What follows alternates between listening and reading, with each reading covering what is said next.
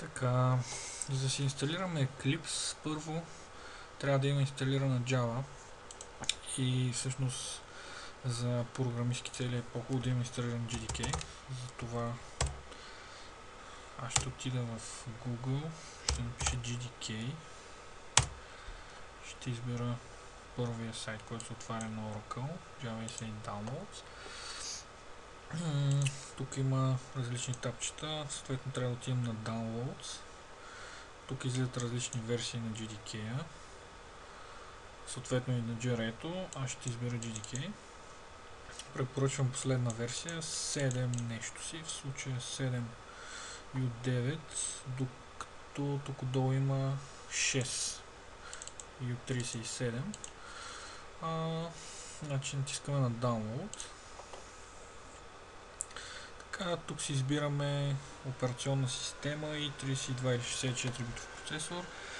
Аз препоръчвам, ако не знаем какъв ни процесор, да изберем 32 битов. Съответно за Linux или за Windows. За Windows просто трябва да натиснем тук. Да, преди това трябва да се съгласим с условията на Oracle за използването на JDK. Избираме си 32 битов, примерно, JDK и даваме Save файл, след което като се свали го инсталираме. Така, това беше за Windows. За Linux е малко по-сложно, тук се избира в зависимост от Linux и се инсталира. Аз това вече съм го направил, имам инсталирана Java, затова ще се концентрираме върху инсталирането на Eclipse. Така, даваме back, още веднъж back, така, пишем Eclipse. Така, първият сайт, който се отваря е на Eclipse.org, натискаме на него и тук съответно има Downloads. Натискаме на Downloads. Има различни видове на Eclipse, в зависимост от типа Java програмиране, за който ще бъде използван. В случая аз препоръчвам за Java EE Developers.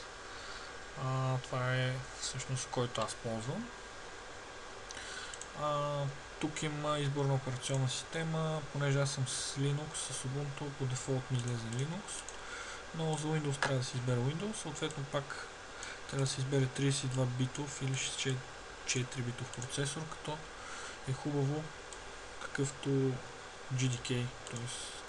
JDK за 32 или 64 битов, хубаво е и за такава версия Eclipse да се свали. В случая ако е Windows 32 бита, натискаме тук. Така, първия mirror, който избираме, това е на SAP и пак Save файл.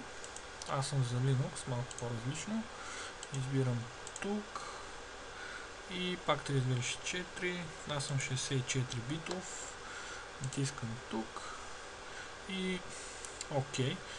Аз вече съм го свалил, тъй като той е доста така голям и го имаме тук в Downloads, където по дефолт повечето браузъри го свалят.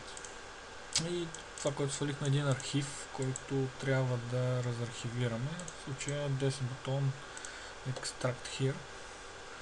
Така, чакаме няколко секунди и съответно това е разархивираният Eclipse, или това са неговите файлове, готов за ползване. Не е хубаво да стои в Downloads, затова ето тук, в случая моята Home директория, ще създаваме една папка DevTools или Apps и ще копирам, всъщност ще отрежа Eclipse и ще го сложа, ще го пейсна ето тук в тази папка. Така, след което тук в Eclipse има един лаунчер, ето това е за Linux. Общото за Windows предполагам, че ще е с иконката и ще изглежда по този начин, но за Windows, т.е. за Linux е така. Штракаме два пъти, отваря се един такъв прозорец, който ни индикира, че Eclipse стартира и трябва да го изчакаме. Така, чакаме. Така, и ето това е някакъв дефолтен workspace, който той си създаде. И в него ще пишем евентуално нашите първи програмки или някакви други приложения. Можем да го сменим с нещо друго, но в случая аз ще избера него.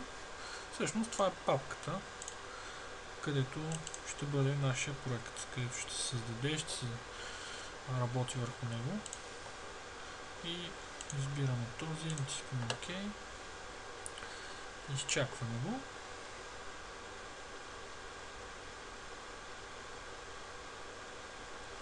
Така, отваря ни се, тук можем да дадем full screen.